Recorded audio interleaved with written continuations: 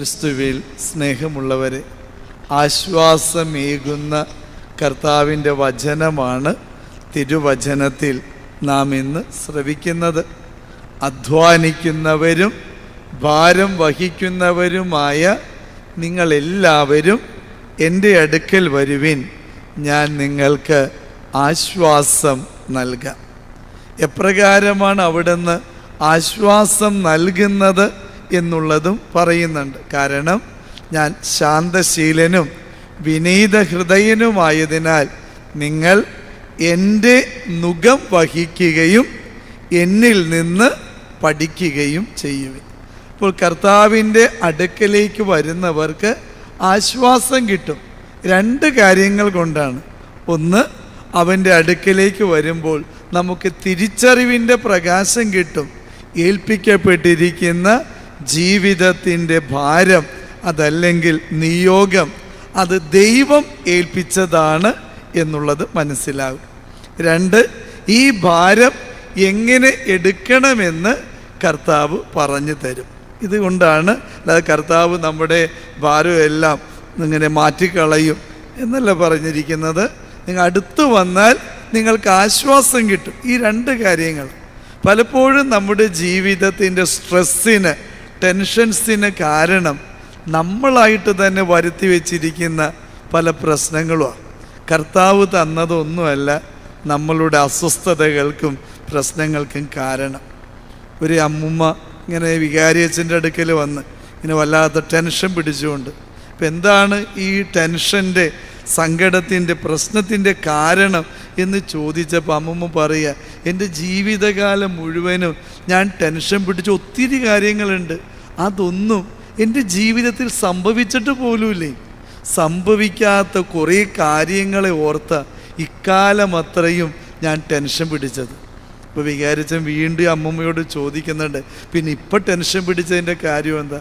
അത് വേറൊന്നും കൊണ്ടല്ല അച്ഛാ, കാരണം എൻ്റെ ജീവിതകാലത്ത് ഞാൻ ആവശ്യമില്ലാത്ത ഇത്രയേറെ കാര്യങ്ങളെ ഓർത്ത് ടെൻഷൻ പിടിച്ചല്ലോ എന്നോർത്താണ് ഇപ്പോഴത്തെ എൻ്റെ ടെൻഷൻ. അപ്പോഴും ടെൻഷൻ മാറിയിട്ടില്ലേ?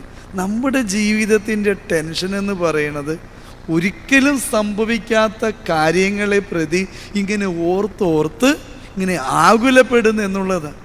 കർത്താവ് വച്ച ഭാരമോ നുകമോ അല്ല നമ്മുടെ ജീവിതത്തിൻ്റെ പ്രശ്നങ്ങൾക്ക്, സങ്കടങ്ങൾക്ക് കാരണം.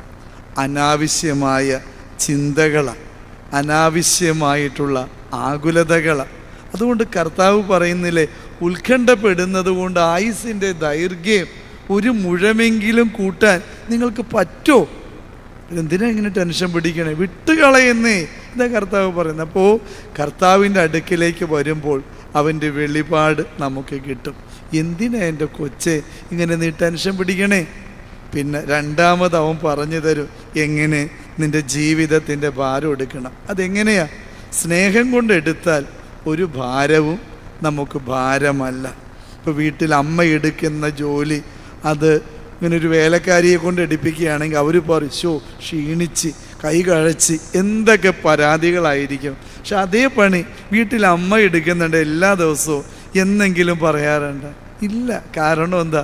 അമ്മ അത് എടുക്കുന്നത് സ്നേഹം കൊണ്ടും വേലക്കാരി എടുത്തത് പൈസയ്ക്ക് വേണ്ടിയാണ്. രണ്ടും ഭയങ്കര വ്യത്യാസമാണ്. സ്നേഹം കൊണ്ട് എടുക്കുന്നതൊന്നും ഒരാൾക്കും ഭാരമാകില്ല. ഇനിയും കുറേ കൂടി ഉണ്ടായിരുന്നെങ്കിൽ കുറേ കൂടി ചെയ്യാൻ പറ്റുമല്ലോ എന്നൊരു ചിന്ത മാത്രമേ അവിടെ ഉണ്ടാകൂ. സ്നേഹമില്ലാതെ നമ്മൾ എന്തെടുത്താലും അതിത്തിരി പോകുന്ന ചെറിയ കാര്യമാണെങ്കിൽ പോലും അത് വല്ലാത്ത ഭാരമായി, നൊമ്പരമായിട്ട് മാറും.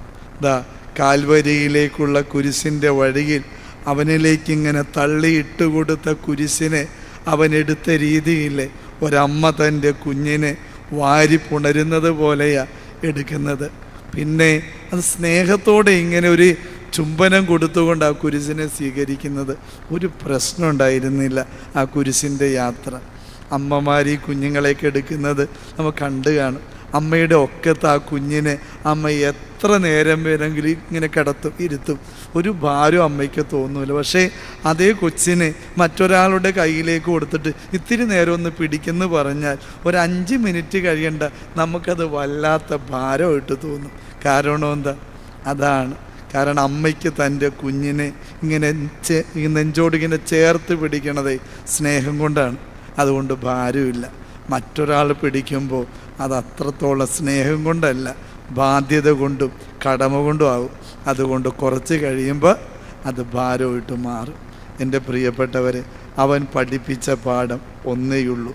ദൈവം നൽകുന്ന നിയോഗങ്ങൾ നമുക്ക് എടുക്കാൻ പറ്റുന്നതിലുമേറെ ഭാരമുള്ള ഒരു കുരിശും നമ്മുടെ കർത്താവ് നമുക്ക് തരൂല, അതുറപ്പാണ്. രണ്ടാമതായിട്ട് നൽകപ്പെടുന്ന ജീവിതത്തിൻ്റെ കുരിശുകളെ, ഭാരത്തെ സ്നേഹം കൊണ്ടെടുത്താൽ പിന്നെ നമുക്ക് ആ ചുമട് ഭാരമായിട്ടും തോന്നൂല.